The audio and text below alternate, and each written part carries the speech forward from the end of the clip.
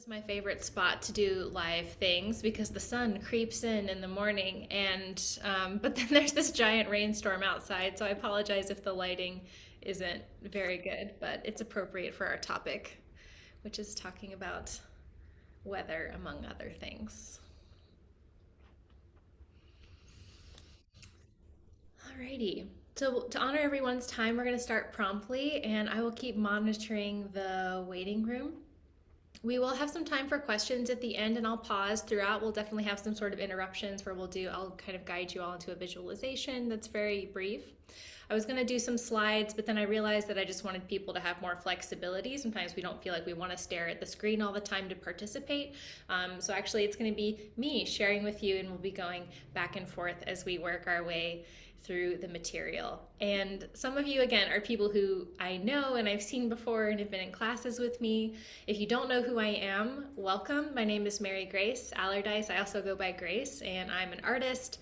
I'm a consulting astrologer. I'm a holistic business coach, a writer, podcaster. I do a lot of different things, and I host the Homebody podcast, and which we're at like 150 episodes now almost. And one of the things that I do on the internet is facilitate individual sessions, classes like this, online communities that really help us be more ourselves and work more regeneratively and live more authentically in the life that we have, so that we have more of a meaningful sense of purpose and fulfillment and flow and healing. And so hopefully you know, and if you don't, I will tell you that today's class is going to be on taking care. And one of the things that prompted this is just the enormous amount of people in the world. It's also trending in the media, and just the people who come to me for sessions, that like burnout has been really top of mind, top of body, that people are really hitting a wall as far as how they're taking care of themselves is not working anymore. And like we think we're doing it, but life is consistently draining more out of us than we're capable of putting back in. And so then we need some new ways of updating our care. We need to sort of upgrade it a little bit so that how we understand our self-care is matching what life is asking of us. And if it's not working anymore, which it seems like it's not, then we have an invitation to sort of lean into that tension and see what new paradigms that we can create for ourselves. So today we'll look at some pillars that really support a more multidimensional upgrade of self-care, because what I find in a lot of sessions and teaching and even in content that's floating around in the world is that there's a lot of chat about self-care, kind of sharing about self-care. We're taking a picture of our self-care, we're talking about it, a lot of, putting my oxygen mask on before someone else's, and everyone is still utterly exhausted or on the brink of burnout or is already feeling depleted or like a shriveled out raisin. So again, some of the ways that we're trying to live are not matching the ways that we're already caring for ourselves. And so what is that discrepancy inviting us to update about ourselves? So I'm curious actually with you all, what is, like when I say self-care or care in general, what comes up for you? What is like maybe the first thing that you do when you think about self-care or taking care of yourself? You're welcome to unmute yourself. You're welcome to put it into the chat, but I'm really curious here because I like to go back and forth. I'm not just here to hear myself talk.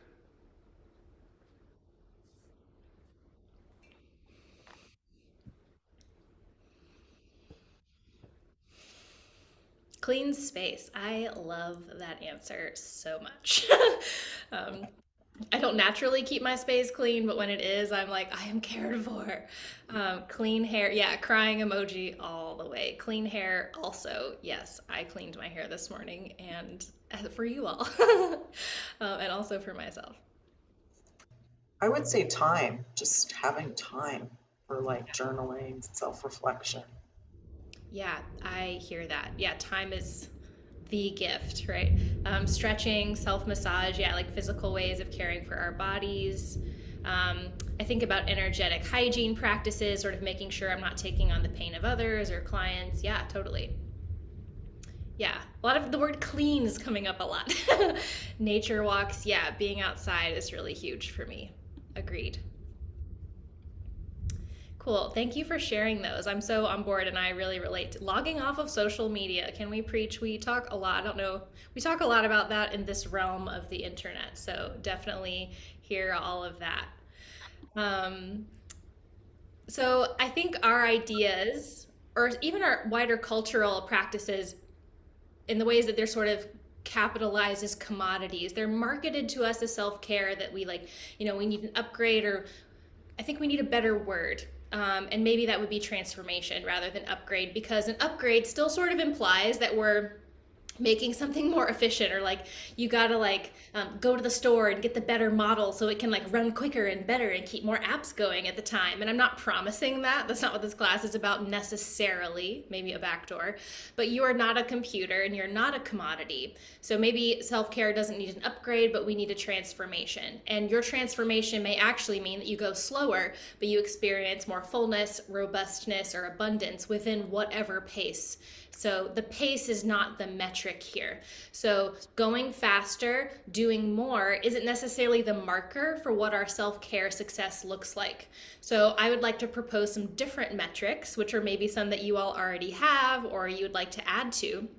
But your self-care for me is working for you when you feel supported, when you feel inspired, when you're capable of experiencing pleasure, when you are capable of play, when there is coherence between you as a person and your environment, and there don't feel like two separate things happening. And so for me, those are better metrics for self-care, or at least they're the metrics that we're going to focus on today. And one of the things, as much as I tried to make this a linear class, it's going to be more of like a circle. So if you're used to something linear with slides, my apologies, but we're still going to go somewhere. We tend to compartmentalize our life as an attempt to like manage them better. And I know that I do this. We have like our work life and we have our love life, which may be separate from our sex life or our school life or whatever it is. And so self-care has become sort of like this compartment that we self-contain, or we like fill it up, but we like leave our spiritual life out of it, or we leave our financial life out of it. We certainly leave our love life out of it. It's something we do by ourselves, right? And we have all these little silos that we aren't talking to one another. And so we focus on sort of filling up or caring for each silo individually is sort of what ends up happening. And I am a loving, adoring student of regenerative ecology, permaculture, regenerative agriculture. Nature in general is one of my greatest teachers. And a core truth of these systems that we live within is that everything is connected, is that everything receives feedback and it's giving feedback to something else. So there's no silos in nature. Everything affects everything else simultaneously, all the time. But we get marketed to as if we're just one problem with one targeted solution, right? We work on our self-care and we fill that thing up so all the other silos will be okay, right?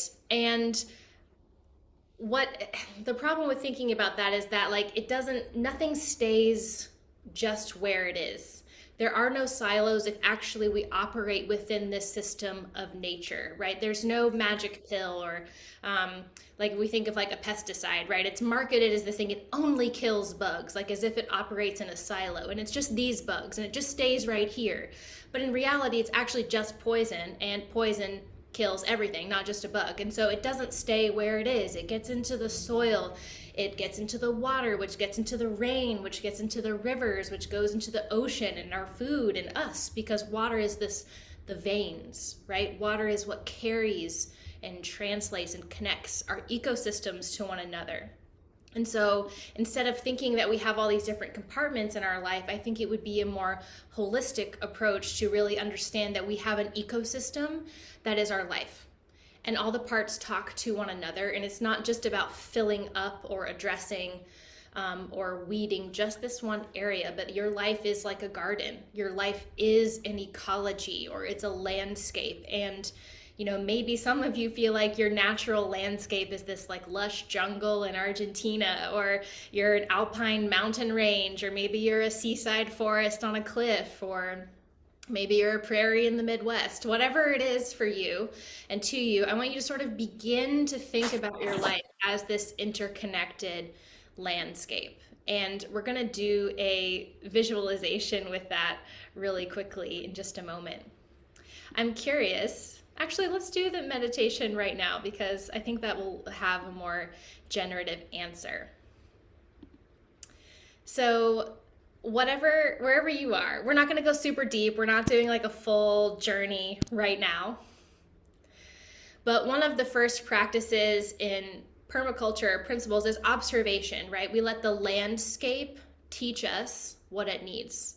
We let it teach us what it wants. We don't enforce our will or our design system. We let what's already happening, we let where it is and what it is tell us what it needs.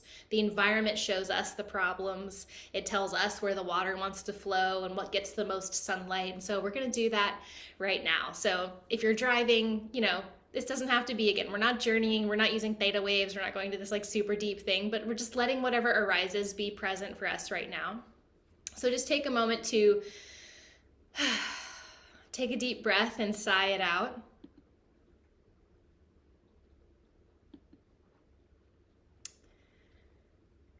And let your skin soften just a little bit. And I like to close my eyes, but however you like to bring your focus in, do that. Just let your focus come inward to yourself.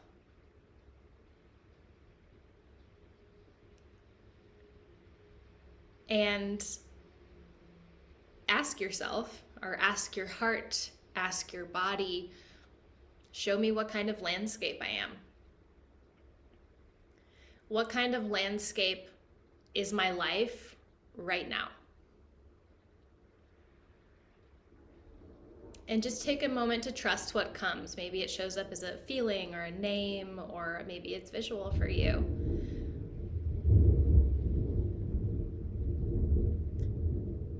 And just take a second to sense into or get curious about, what does that landscape look like?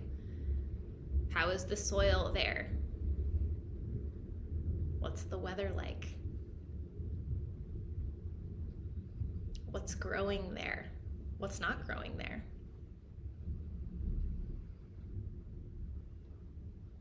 How much water is there? Is it luscious and full of life, or is it not? Or is it somewhere in between? And we're without judgment. We're just noticing this, and we're grateful for the information, right? We're observing. And once you feel like you have a sense of your answer, just take again a deep breath, offer gratitude to yourself and any insight that showed up for you. And let me know, either in the chat, what was your landscape? What did it look like to you? What is your web of interconnectedness like? What's the status of it like right now? Because when we can appreciate that everything is interconnected, we begin to understand that there's no magic isolated bullet that fixes this compartment, but everything touches everything because you are water, because this planet is water. And so often the issue is not that we're not taking care of ourselves, it's that we're trying to take care of ourselves in a closet or a silo, because that we've compartmentalized away from the rest of our landscape and our relationships. Lush greens, which surprised me. Beautiful. I love that. Sometimes I love going into these more intuitive ways of asking questions about ourselves, because they kind of bypass sort of our conscious answers about what we understand. Tulip fields with blooming flowers. I have tulips on my table right now, and I'm in love with them. It was a desert, but the plants that grow there in this season, cacti, they're sustainable and in harmony with the environment. Yeah, some desert can be like a totally beautiful and feel like if that's your landscape, then it's like it feels great to be in the desert. The desert it has its own integrity. Fields of colorful vegetables growing under a starry sky, a beach with mangrove trees. I love that. I want to go on vacation to all of these different landscapes. So even the words that we use to I want to come back to this concept of water, and you all were so great in your descriptions of noticing like what's growing there, what's not growing there, right? And so we're like observing so that we can understand how to take care of it as an interconnected system. Even the words sometimes, and we're going to talk a lot about water today, that we use to talk about taking care of ourselves are water words. They're like we're filling our cup, or we're filling up, or we're pouring out when we're caring for others, right? These are all water words. And so Water, as it's pouring down rain right now, water carries a lot of truths for us about how our multidimensional care can work and how it can really infiltrate our whole life in a way that's more replenishing, because water doesn't segment or divide things. Water really connects. And so a lot of our self-care also leaves out this component of the soul, right? This part of the component of us that's already, it gets left out of a lot of our day-to-day life. Like, we don't all have jobs where we're like, my soul flourishes here. And that's life, that's okay. But bringing back in this water, this replenishing element into how we take care of ourselves, I think is going to be more nurturing in the long run. And we'll talk about why. And if you saw a landscape that you were like, I'm not super in love with that, I see someone responded, the Rocky Mountains, drier and in need of a spring. Yeah, so for example, if you're like, okay, when I saw my landscape, it was like, oh, maybe it does need more water or more care. Again, these are observations, right? They're not doom, they're not fate. And if nature teaches us anything, it's that it can heal and recover so quickly if we just work with how it works. So notice these things for yourselves and take them as a healing observation of perhaps what optimal looks like or what ingredient is missing right now. So kind of limiting belief number one, and if it's the only one we get to today, it's the one I want to address, is that it's hurting your self-care if we compartmentalize it. And it's hurting your self-care if you think of yourself as something that is compartmentalized.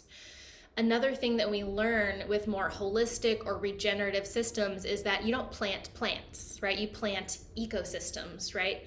Because each plant has a personality, it has gifts, it has particular needs from its environment. It also has particular things it offers to the environment. And so it works best when it's in communities with other plants that naturally feed off of that, and they feed one another. And so your life is the same way. Self-care isn't only helping you, it isn't helping you at all if it's just something you steal away from the rest of your life. Like, self-care is this like selfish treat that we like go to and it like takes away from the rest of our life, right? That isn't really my definition of self-care, and it's one I'm hoping we move a little bit away from, right? We need to look at the whole landscape of our life and nurture it towards a system that creates energy, towards an ecosystem that gives us life, towards a landscape that retains water. If you have, let's say, an environment that is like the soil is compact and hard and stiff, it's overworked maybe. It's a way of talking about soil. It's been worked too much. What happens when we add water to soil that's like that? The water doesn't sink in, it doesn't come in. The water actually just rolls off the top of it and past it, and it takes even more of the topsoil away. So it's not just about adding water to your life. It's not just about planting a plant. It's appreciating that our life, our selfhood, is a beautiful complexity. And it's not just something that we don't just do this one thing, right? It's not just add water to it. It doesn't quite work that way, but the whole landscape has to be something that's capable of receiving care when it comes. So we're not just, one manicure away from feeling cared for or replenished or hydrated in our life, not shaming on manicures at all.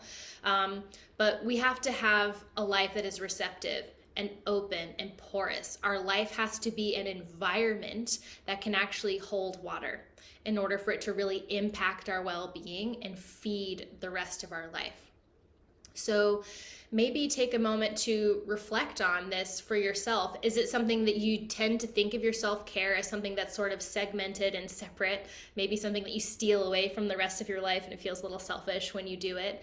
And how is that working for you? Is it something that you're welcome to respond to or not? Or maybe it generates some questions for you.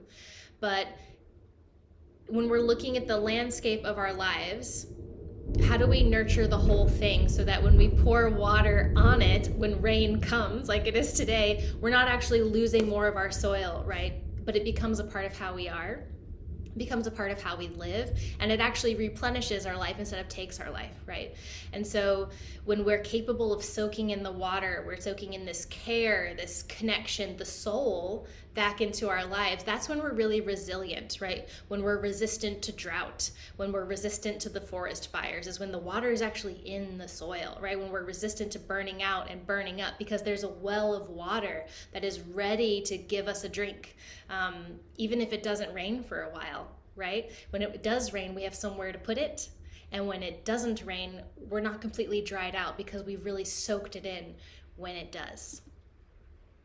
Oh, someone else added their landscape. The landscape that came was a big cityscape with towering buildings, dirt roads. I walked a labyrinth to a beautiful fountain. That sounds gorgeous. Everyone has got really beautiful ones. I love this exercise. So the next thing that we're going to talk about is rhythm and fullness.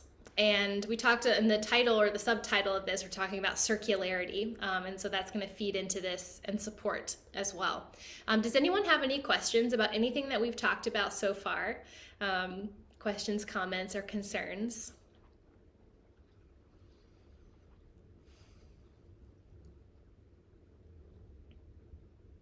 Cool.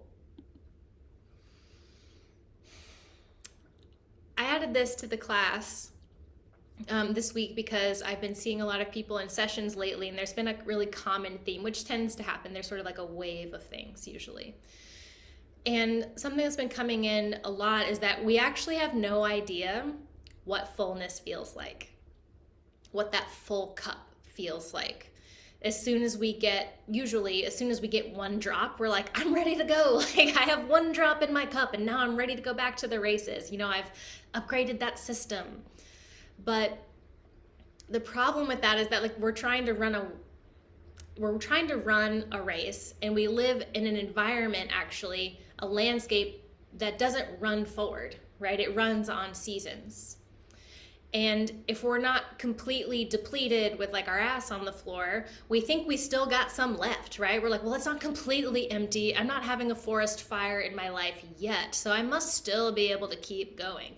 And this is not something that I think we do consciously. I do this sometimes as well, and it's something I'm working on. We think we have some left and we're going to give it because we're so used to running on empty. We have no idea what fullness feels like, that our cup is actually really, really small. And it leaves us so close to the brink that any surprises, anything that goes wrong, or anything that happens not according to plan, we can't handle it. Like, our whole life blows up because we only had one drop left and we spent it. Because we waited until we got completely empty and we ran completely out before we filled back up. And maybe I'm just talking about myself here, but I don't think that I am, because I've had plenty of people show up in sessions lately who are doing this. So, and this really brings us to our concept of circularity, or another way of thinking about that is rhythm, because some people are like, we don't live in circular time, capital T time in general. I don't really know what it is. I don't know if it's a circle. I don't know if it's a spiral. I think at best we can say that it is alinear. It's non-linear.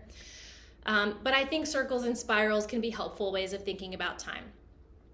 The exact shape, I don't know. But with nature, our human nature, as descendants of nature, we have seasons. We can say that, at least, that there is a rhythm to these seasons, and that each season is different. And which is different than running a race, and we just gotta fill it back up, put the gas in the car so we can keep going, right? The rhythm contributes to something that is more than sustainable. It doesn't just keep the status quo, but it actually is generative. And we have rhythms in our life already, whether we realize them or not, and they're feeding the loop of their life. And so maybe take a moment to notice, what are some of those, if they're conscious. Maybe it's that you start every day with coffee and checking your email, or maybe it's the way you tuck your kids into bed at a certain time, or you walk your dog throughout the day, or what you eat for lunch on Wednesdays, right? Or when if you have a period, when that starts each month, your birthday every year, or when the school breaks are, right? We have these rhythms that maybe we are or are not consciously participating in. And so my question for you today is, are those rhythms careful? And I mean careful with 2 L's. Are they full of care? Are they contributing to a rhythm of care which feeds you and feeds itself? Because however life is right now, the rhythms that we're doing are making what that is. So if we don't like or feel cared for in life right now, then some of those rhythms need to change, or we need to bring some more rhythm in. A rhythm that I've been reinstating into my life recently is this idea of a Sabbath. I grew up in a very evangelical Christian household, and that is not something that I am anymore. I'm no longer a Christian. I left all of that a long time ago. But something I'm bringing back from the bathwater of that I threw out is that this idea, there's a day each week that's open, that isn't dedicated to working. It's not dedicated to productivity, but it stays open maybe towards lingering or play. One of you mentioned time in your ideas of self-care. And so for me, it's just time, right? Time is something that we cannot buy back. It is the thing in our life that is most precious, right? Because we only get this day once right now. And so having time that is just open towards connection or taking naps or prayer or magic, whatever the thing is that you do, right? What happens on a day that's open? We can talk about that more in a minute. But having a rhythm, this is talking about a weekly rhythm, it can be a way that we catch ourselves. If I have a week where I know I have a lot of output, which I try not to make every week, in the back, there's a catch-all, right? There's a day built into my life that I can store back up, even if I'm not completely empty yet. Because when we have rhythm, I don't need to be completely empty. It's just how I live my life, right? Rhythm keeps me out of that decision fatigue. It's already decided. Rhythm also takes deservingness out of the question, which I find comes up a lot. It's this idea like, do I deserve this day? Have I earned this day? Whereas if it's just a rhythm, this is just what's happening. This is just did I deserve summer? Do I deserve to have a winter? That's not even a question. It's just a rhythm. It's a thing that's happening. And we can more consciously create those in our life, because it doesn't matter if you deserve it. That's not actually a question that matters, right? Do I deserve to focus on care today? Do I really need it? And that doesn't matter. That's not the question. This is the rhythm. And rhythm also makes it possible to get support, which is something that a lot of people feel like they don't have, or they don't have enough of, especially people who find themselves have a lot of additional responsibilities besides just going to work. And support was in the subtitle of this class for this reason. When we have rhythm, it is easier for us to help others give us what we need. Maybe it's like, you can think of it as like creating a rhythm of expectations. So maybe that's like, hey, I don't answer emails on this day, or I keep my phone on do not disturb after 8 p.m. and also on Saturdays. Or letting your partner know, hey, I don't cook dinner on Thursday nights, or hey, I need childcare every week on this day from 3 to 6 p.m. And when we have a rhythm about it, that keeps us out of like calling people last minute, freaking out because we've hit the bottom and we're having a panic attack, trying to move all the pieces around and worried about how am I going to show up for this thing tomorrow, whatever. That's inevitable at certain points. There's plenty of moments where that's going to happen without us creating them, right? We don't have to contribute to that in our life. Life happens. Rhythm can help keep our life from feeling like an ongoing emergency, because people can count on the exchanges that we expect from them and that they can expect from us. And the result of that is better attachment, right? We have stronger foundations for our connection, and everyone is way more regulated in the process, which I know is something that a lot of us are working on. So the thunder is speaking with you. Nice. Yeah, like what's an overflowing cup? Right. And I think that's what we're talking about with this idea of like, we don't actually know what fullness is. Most of us are like, we have a drop in the cup and then I take it over and I pour it back out. This idea of having a generative system as ourself that is overflowing, that makes enough for itself and others because of just how it lives, is something so foreign to how we are embodied, but it is something that is so integral to actually the planet that we live on. And that's showing us a divide in how we live and how life works. I don't know if that answers your question, or your prompt. Any questions? We can take a pause here, actually. Does anyone have any questions, thoughts, comments that you would like to add to the conversation? Feel free to drop them into the chat. We'll also leave time for it towards the end as well.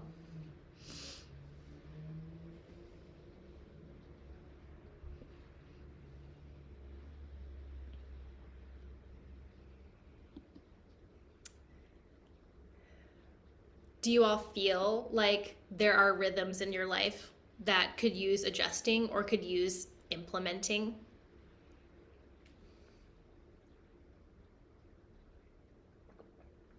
I see some head nods. Yeah. I mean, the answer is yes for all of us, right? Okay.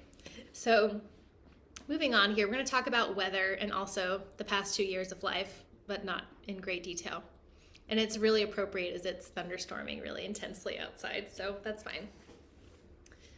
Another reason why rhythm is really important, or I think so important now, is that we've been, hit, so to speak, with upset after upset, chaos, existential uncertainty after another. The past couple of years have really felt like this sort of ongoing rollout of those things. And I don't want to minimize those, right? We've all received them in different ways, been impacted by them in different ways, and that's not necessarily the scope of this class, and I don't want to minimize it. And I also want to say that weather is a part of it. Chaos is a part of weather. Chaos is not like bad things happen all the time. Chaos is things happen that we cannot foresee because we don't know everything. That's the definition of chaos. And to remember that ecosystems, they don't exist outside of weather, right? They're not all in their little silos because silos don't exist. They don't exist outside of the weather. They don't exist in spite of weather. They exist with weather, because of weather. And, just thinking about today, like it doesn't rain on schedule, right? Like we try to create appointments for weather all the time. We're like, it's going to rain at 2 p.m. today. Well, it might rain earlier. It might not rain at all. And so we have to cultivate a way of living that enables us to be resilient in the face of weather. The structure of our life doesn't work if it only works when it's sunny and 70 degrees outside, culturally speaking or weather speaking, right? Like things happen, headlines happen, unforeseen circumstances and uncertainties happen. And so the structure of our life, what's truly resilient, has to be something that can work with weather. And so I know that we live, as mostly industrialized, domesticated animals in many ways. We relate to water that is very on demand, right? It's temperature regulated, it's flavored, right? But water isn't on demand. Water is weather. And so rhythm is a way we can create resilience into our lives, which means we are open to care, that we are ongoingly caring, and we are creating a culture, a microbiome of care into how we live, instead of care only being about little appointments we keep just for ourselves. And so taking care is not optional when things get chaotic, right? That our care may change what it looks like, but it's not like up for grabs. It's not the first thing sacrificed on the altar when the weather happens, because weather happens, right? We are ecosystems existing in weather.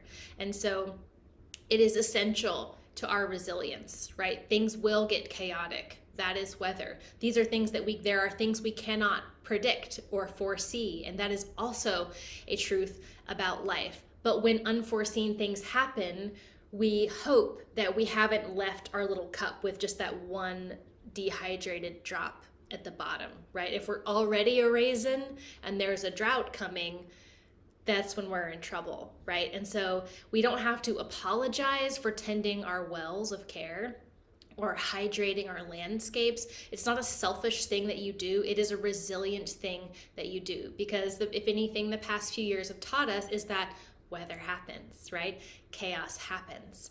And if we do adapt, but we don't adapt away from care, right? When we do that, that puts us in that ongoing stress response, which is helpful for a moment. But if we keep doing it, the soil dries up, and the more ripe we are for fires, for self-sabotage, for destruction, right? So how we take care contributes to the weather. It contributes to the overall ecosystem of our life. How we receive the water, how we tend to the water, how much water is actually hovering over our climate. What are we prepared for? So I want to include that in our talk because Often when we feel things get, there's this like the first thing to go is how we take care of ourselves, and we're only on the bare minimum. But the problem is if we were already on the bare minimum and now we're doing even less, then we become less and less resilient, and we are even more likely to break or burn up or burn out. So while our care can adapt and should adapt to the weather, it can't go. And often I think we tend to adapt a mindset where we sacrifice ourselves or we sacrifice things first to keep going. And sometimes what we need to say is, this is weather, it's actually a season, and maybe the season is not about keeping going. Maybe it's about tending the well, right? Any questions about any of that before we talk about recreation, which is maybe my favorite part?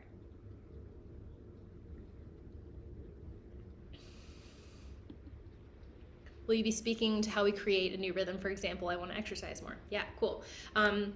We'll speak about it a little bit, and then I can tell you where you can find some more resources if you're interested.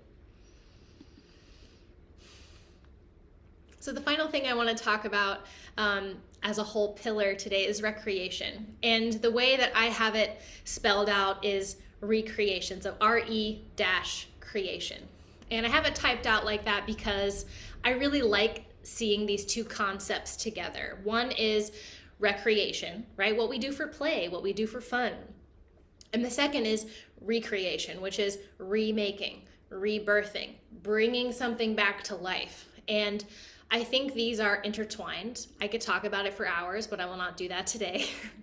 For today's purposes, I will say that this recreation, this capacity that we have to bring ourselves back to life, recreation, to make ourselves anew, to nurture life in a way that is continual, and that is something that is essential, and that care is a part of that.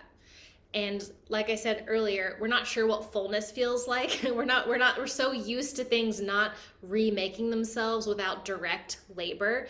It's that it may sound like a foreign concept, but actually it is the way that this planet works. And so we take care so that our life has the resources it needs to not just exist, but to birth itself anew when it's time, when it needs to. And it will need to, right? Because your life is not fixed. You are not fixed. Every spring, new things come up. Why? Because there was care happening, because there was a rhythm happening, there was a season happening. And for you, all of your cells, you may not be on like the quarter system, right? Your cells are constantly dying and being made whole. And so different aspects of you, your relationships, your character, your nervous system, your brain, even your genetic decisions, they're always changing. And they have the capacity to be so agile. They have the capacity to evolve in countless ways. But if the well of care is dry, we're more stiff, right? We're not able to go with those changes. We don't have a reservoir for blossoming. And then we're like, why aren't we blossoming? Let's work harder. And then the reservoir just keeps getting drier and drier. We're working more and more and more.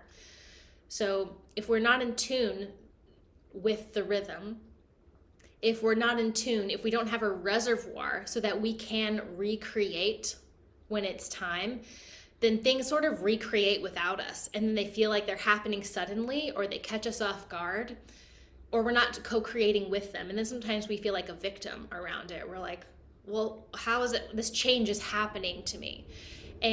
But don't we want to be co-creating in that way? Don't we want a reservoir that we can create actively with our life? Because that is how we heal into empowerment, is that we participate in the creation of our life, in the recreation of our life, in the rhythm of recreation with our life, as opposed to feeling like this rhythm is happening and I have no choice, I have no agency in the matter. We want to heal into that empowerment where it is something that we can participate with and co-create with.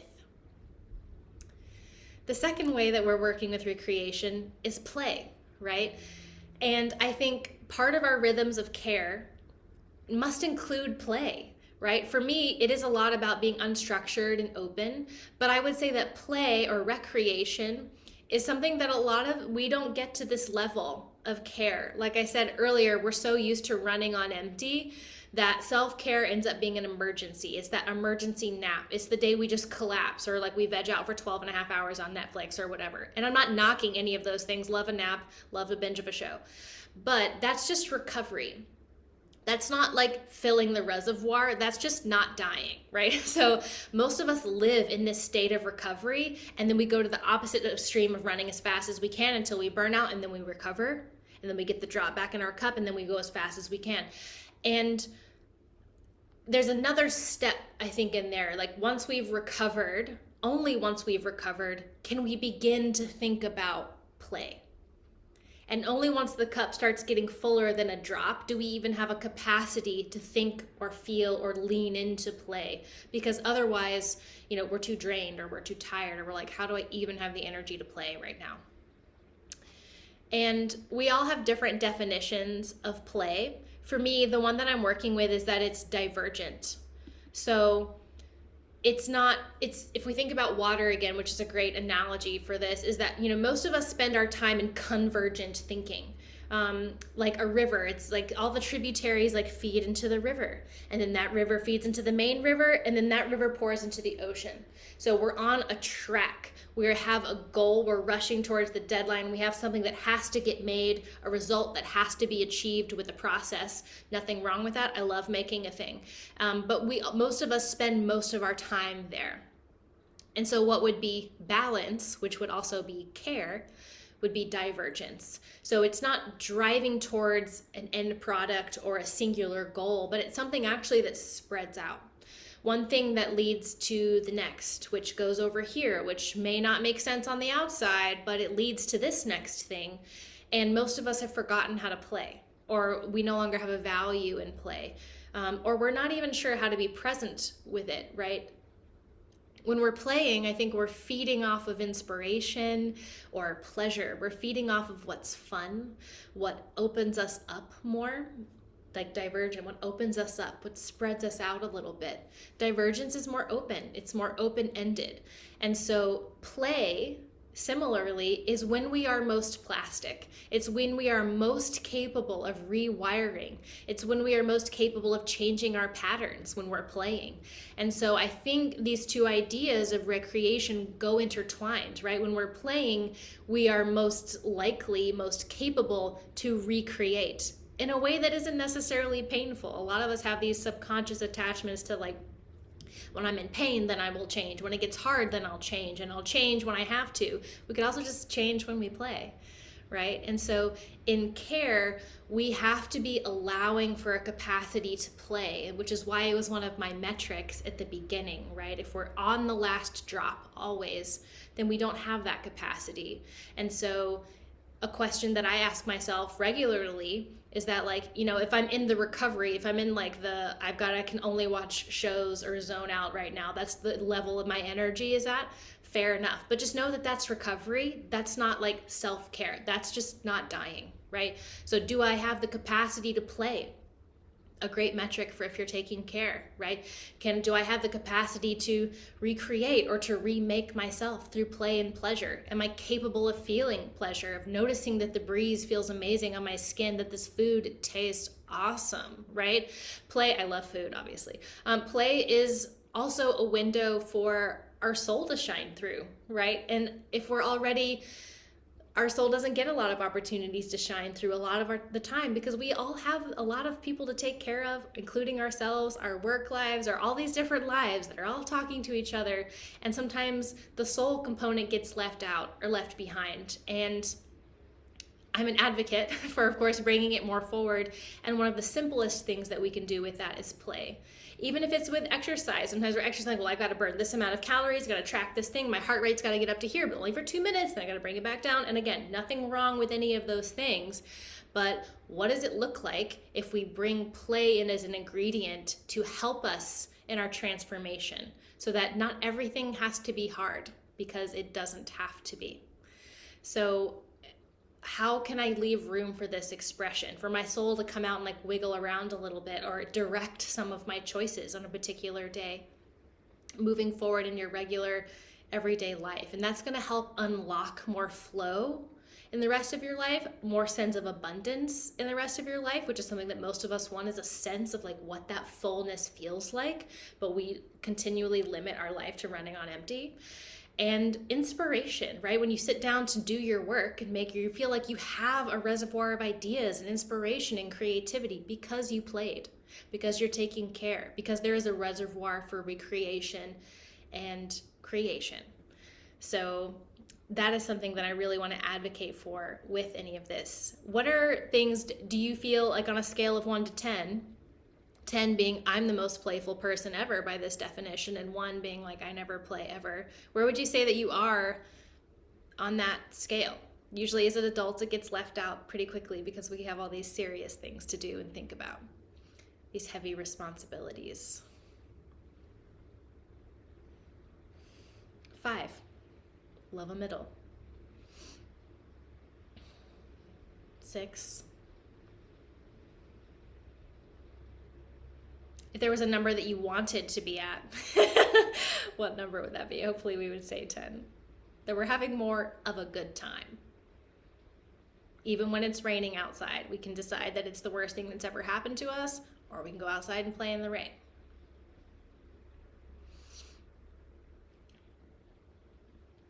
So I'm gonna open up a little bit more. If there's any other questions, comments, or concerns, leave them in the chat and we'll make sure to address them. One of the reasons that I'm teaching this class is that I have a class coming up called Water Medicine, where we're going to talk about how to implement these practices more into our life. So we talked a lot today about the what, like what are these things? And in this class, we get more into the how. What is circularity? What are the teachers? What are the archetypes? What are the spiritual concepts and models, the natural rhythms that show us how actually to do this and embody this in a way that creates our life as a more generative system. So I will drop the link into the chat if it's something that you're interested in. It's open for a week, so you have until next Friday if it's something that you would like to do. That being said, if you are on the call today, there is a discount for you that takes $100 off. So I will share that with you in the chat as well. So if you decide to sign up on this call, then you can get $100 off of that today, and that is just for you all. Cool. So we're going to return to the landscapes before we wrap up and ask them what they need from us. What's one thing that we can do to work more with them, to become more of something that has that full reservoir, that has that full play. So if you're able to, if you're multitasking, totally fine, I multitask, come back and bring your attention back to your body, yourself, and allow your skin to soften.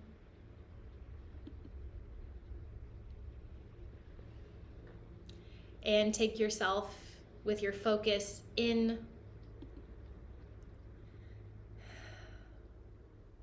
back to the landscape that you saw earlier at the beginning.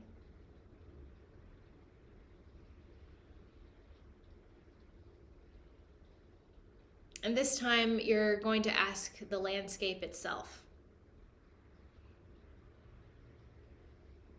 You're going to ask them 2 questions. Ask your landscape, or maybe it's a tree or a cacti or whatever, what do you want more of?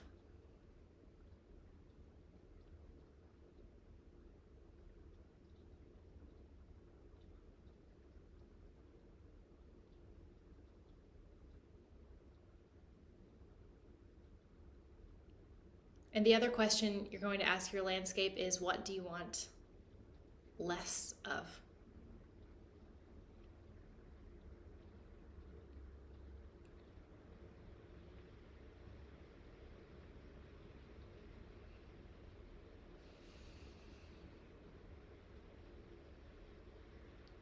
And you can also ask your landscape if there is anything else that it would like you to know. Is there anything else, anything more that it wants to become?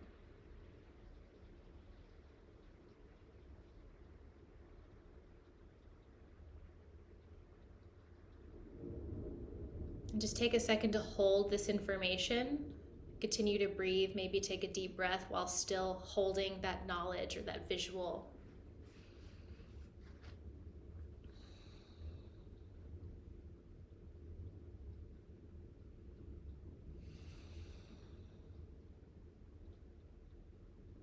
And then thank your landscape and thank yourself.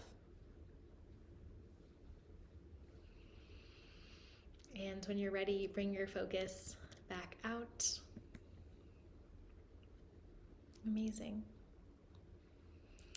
Thank you all for coming. I'm going to stay on for another 5 minutes or so if you have any questions, comments, or concerns. There is a code in the chat that will take $100 off the cost of the course if you're interested, and that code expires tonight. So if you want that $100 off, do it today. Yeah, and I'll stick around. Thank you for coming. So lovely to see all of you, meet some of you that I haven't met before. I hope I get to know you more in the future. And if you're hopping off, I'll see you later. And if you're staying on, I'm here. Bye, Lizzie. Bye, Shawnee, Jamila, Jennifer, Nicolette. Thank you. The course is online, Lenore, and there are some live components to it. There will be 3 live calls, but it's not happening in person. So I think you're on mute if you're trying to ask a question. Can you share when the live calls are, just so I can see it when For sure. Let me see where I have those written down. They're going to be on Thursdays at 2 p.m. Eastern time. 2 p.m.? Yes, and there will be one there'll be every other Thursday. So the whole course is 5 weeks. And the first Thursday is April 7th is the first call, and then April 21st is the second call, and then May 5th will be the final one. And those will have, they will be time for questions that come up during the material, but also I'll facilitate a group practice during each of the calls as well that's meant to supplement and integrate. So I'm assuming if we miss the calls live, we'll still be able to have You these. will, yeah. They're not like where the core content is not the call. The calls are more supplementary and there to help with community, and I'll be offering practices to integrate them. But they're also practices that you can do on your own time. Like you don't have to be there live for them to work. Yeah. Okay, thanks. Hi, Mary Grace. Yeah. Thank you for this. I was just kind of thinking, as I heard the thunder in the background. Yeah. Also sounded really beautiful. Great. And you were talking about circularity and seasons, and just I'm on the East Coast too, so it rained/snowed randomly, but I feel like in terms of self-care, nature kind of points you to what you need to do. And I found like it was raining over the weekend, and really I just needed to be inside and like enjoy that and the cozy vibes. So I just wanted to share that I feel like, yes, time is circular in nature, but it also like can provide so much like guidance as to what you need. Yeah, no, that's so true. That was it. So we had similar weather. I'm also on the East Coast. It poured down rain, and I was like, oh, and I also started my period that day, and I was just like, could not be vertical. Like I was in a lot of pain, and I was just like, my husband and I literally just watched rom-coms from the 90s like all day. And I was like, every Meg Ryan rom-com here for it today. And like, I don't watch a lot of TV. TV is very stimulating to me. It's not relaxing to me. But it was like, I'm being forced to lie down, and again, weather is not happening against us. It's happening. And so I think that's a really beautiful, it's like, oh, it's raining all day. I could stick to my agenda of planting all my tomatoes today, or I could wait till tomorrow, so it's a really, you're so right? Observing what's happening and like responding to it. That's a really perfect, I think, analogy or practice for us. Stephanie, my buildings became right-sized, shrank into huts until mountains grew in their place. Oh, I'm about to start crying.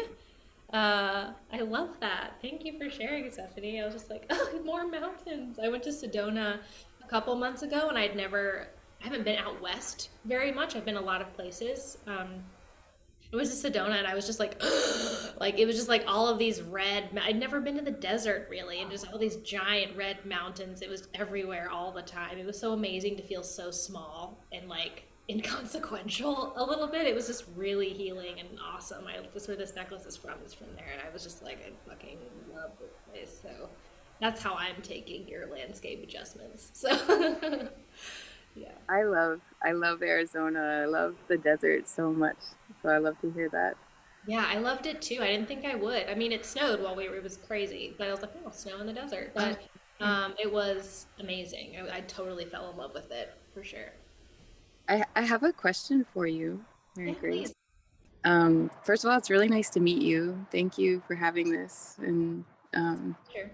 yeah, it's my first time hopping on a call with you, but yay.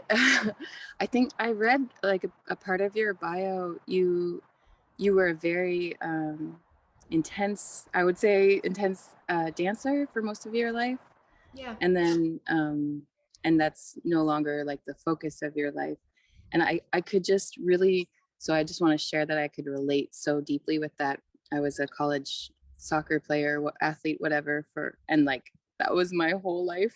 Yeah. And so I wondered, have you benefited from any type of sports psychology, or is like the work you do now, how has that's helped you transition and step into your life the way it is now and recreate yourself, I guess?